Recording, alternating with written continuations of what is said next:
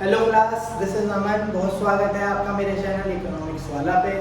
जैसे कि आपको बाहर थंबनेल पे दिख ही रहा है कि फाइनली हमने जो इंडियन इकोनॉमिक डेवलपमेंट हमने स्टार्ट किया था उसका फर्स्ट चैप्टर जिसके हमने 6 पार्ट कवर कर लिया और चैप्टर भी हमने ओवर कर लिया। तो आज हम इसका सेकंड चैप्टर स्टार्ट करने जा रहे हैं जिसका नाम है 5 year plan in India. Means India के 5 ईयर प्लान जो है एक 5 ईयर से भी मतलब नहीं है, यहाँ पर मॉडल से मतलब है कि जो 5 ईयर प्लान मॉडल क्रिएट किया गया है इसका क्या मतलब है। ये जो हमारा चैप्टर है पहले इसका रिव्यू ले लेते हैं। जो चैप्टर है ये हमारा इसके अंदर 4 पार्ट्स हैं। आज हम इसका पार्ट 1 करेंगे जिसके अंदर हम 3 सब पॉइंट्स पढ़ेंगे। सेकेंडली जो ये चैप्टर है ये हमारा सीबीएसई बोर्ड के हिसाब से 1 मार्क्स और शॉर्ट क्वेश्चन के लिए इंपॉर्टेंट है, लॉन्ग में इतना इंपॉर्टेंट नहीं है बिकॉज इसमें नोट करने वाली मीन्स इंपॉर्टेंट नोट्स जो हैं वो काफ़ी चीज़ें आएंगी जो 1 वर्ड में वो क्वेश्चन बना सकते हैं और शॉर्ट में जो हमारा पार्ट सेकंड है वो इम्पॉर्टेंट है। अंडरस्टूड हुआ? तो इसके जो कैसे पार्ट आएंगे मैं आपको बताता जाऊंगा, आप समझते जाइएगा और इजीली नोट्स जो है आपको वो यहाँ पे प्रोवाइड है। आपको बिना बुक के अगर आप ये नोट्स पढ़ेंगे तो आपको बहुत जल्दी समझ आ जाएगा और बहुत इजी वे में आपको नोट्स प्रोवाइड है। अंडरस्टूड हो गया? तो आइए आज की क्लास को स्टार्ट करते हैं। आप मुझे सपोर्ट कीजिए और मैं आपको समझाता हूँ। ओके, तो आज के सेशन में हम पढ़ेंगे, इसके अंदर हम 3 पार्ट्स पढ़ेंगे। फर्स्ट है हमारा इकोनॉमिक प्लानिंग, सेकेंड है हमारा 5 ईयर प्लान्स इन इंडिया और थर्ड है हमारा need for planning in India. तो आइए 1 बाय 1 एक इसकी बात करते हैं। फर्स्ट है हमारा इकोनॉमिक प्लानिंग। इकोनॉमिक प्लानिंग जो है ये हमारा 1 मार्क्स में क्वेश्चन आ सकता है, what is economic planning in the 5 year plan of India model. और पूछ सकते हैं कि describe what is the meaning of economic planning after the eve of independence. देखिए हमने फर्स्ट चैप्टर जो कवर किया इसका Indian economy on the eve of independence वो हमारा हो चुका है इंडिपेंडेंस तक, लेकिन अब हम उसके बाद की बात करेंगे। अंडरस्टूड हो गया? तो सेकंड चैप्टर जो है इंडिपेंडेंस के बाद है। इंडिपेंडेंस हमारी 1947 में हुई थी, इसमें हम यहाँ 1951 से बात करेंगे। अंडरस्टूड हो गया? तो आइए फर्स्ट पॉइंट, जैसा मैंने आपको बताया कि 1 मार्क्स में सेपरेट क्वेश्चन है कि व्हाट इज इकोनॉमिक प्लानिंग। तो इकोनॉमिक प्लानिंग होता क्या है? इकोनॉमिक प्लानिंग में हम लिखेंगे कि economic planning refers to the system, अपनी तरफ से कुछ वर्ड्स लगाएंगे कि refers to the system in which the central authority, central authority कौन है यहाँ पर? सेंट्रल अथॉरिटी में हम लिख सकते हैं प्लानिंग कमीशन। क्या लिख सकते हैं? प्लानिंग कमीशन, जो उस टाइम पर सेटअप हुई थी। तो जो सेंट्रल अथॉरिटी थी उसमें क्या होता है, इकोनॉमिक प्लानिंग में ऐसा सिस्टम है जिसमें जो हमारी सेंट्रल अथॉरिटी है वो सेट करती है कुछ टारगेट कह लो, प्रोग्राम्स कह लो या पॉलिसीज कह लो, उसको सेट करती है to be achieved in a specific period. Means एक टाइम सेट किया जाता है, जैसे बजट होता है ना, इस तरह से एक टाइम सेट किया जाता है कि उस टाइम तक हमें ये प्रोग्राम्स, ये पॉलिसीज या ये टारगेट्स को अचीव करना है for the better growth of the economy. Basically तो इकोनॉमी के लिए हो रहा है सब। अंडरस्टूड है ना?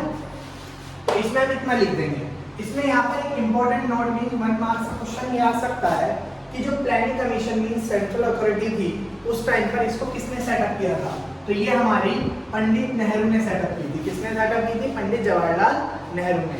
और एक और क्वेश्चन आ जाता है कि अब जो हमारी सेंट्रल अथॉरिटी है वो नीति आयोग है, लेकिन ये कब बनी थी?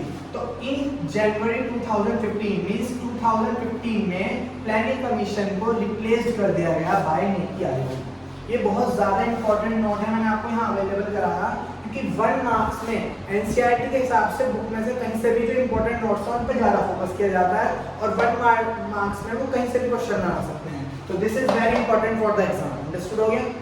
तो ये हमारा फर्स्ट पॉइंट कवर होता है। इसके अंदर हम सेकंड पॉइंट पढ़ेंगे 5 year plans in India. 5 year plan in India से ये मतलब नहीं है कि इंडिपेंडेंस के बाद केवल 5 इयर्स तक ये चला।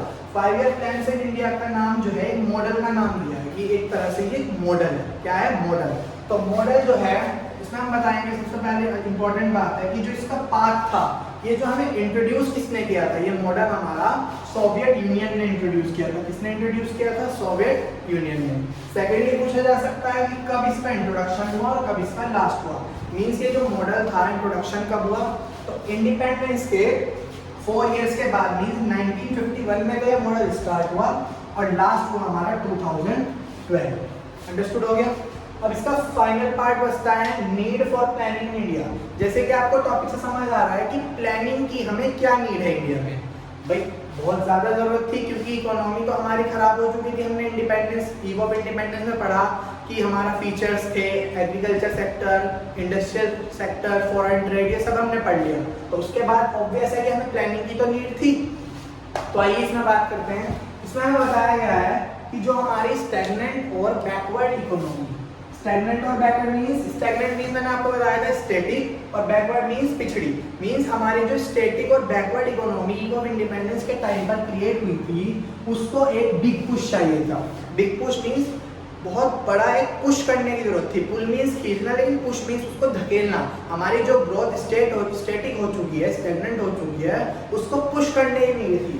तो इसमें हमारा बताएंगे कि जो हमारी बैकवर्ड स्टैग्नेंट इकोनॉमी थी, उसको एक बिग पुश चाहिए था। और किस चीज का चाहिए था? इन्वेस्टमेंट का। मींस को इन्वेस्टमेंट करें तभी तो कैपिटल ग्रोथ होगी, और सपोर्ट बाय द गवर्नमेंट। देखिए गवर्नमेंट का सपोर्ट बेसिकली है, क्योंकि ईव ऑफ इंडिपेंडेंस से पहले हमें सपोर्ट नहीं था, हम पर केवल हुक्म चलाए जाते थे बाय ब्रिटिशर्स। तो उसके बाद जो ये मॉडल बनाया गया, इसमें इन्वेस्टमेंट का रोल है, क्योंकि इन्वेस्टमेंट तो बेसिक है, हमने हर पार्ट में उसके पढ़ा है ईव ऑफ इंडिपेंडेंस के, कि बिना इन्वेस्टमेंट के हम किसी भी कंडीशन को इम्प्रूव नहीं कर सकते। तो इन्वेस्टमेंट की नीड थी और सपोर्ट की नीड थी गवर्नमेंट की। तो ये हमारा आज का फर्स्ट पार्ट जो है इस चैप्टर का कवर होता है। बहुत इजी पार्ट है, इसके बचे हुए 3 पार्ट भी बहुत इंपॉर्टेंट है और इजी भी है। आप इजीली समझ जाएंगे, क्योंकि जिस पैटर्न में मैं आपको लिख रहा हूँ वो आपको बहुत इजीली अवेलेबल हो जाएंगे और अंडरस्टूड भी हो जाएंगे। अंडरस्टूड हो गया? जाने से पहले यही कहूँगा, अगर वीडियो रिलेटेड कोई आपका डाउट है और अगर मेरे समझाने के बाद कहीं भी किसी पॉइंट में आपको समझ नहीं आ रहा है, तो आप मुझे कमेंट सेक्शन में बता सकते हैं। और ज़्यादा से ज़्यादा मेरी वीडियो को शेयर कीजिए, चैनल को सब्सक्राइब कीजिए और बेल आइकन दबाना बिल्कुल मत भूलिएगा, तभी आपको अगली वीडियोस मिल पाएंगी। Okay, thank you class.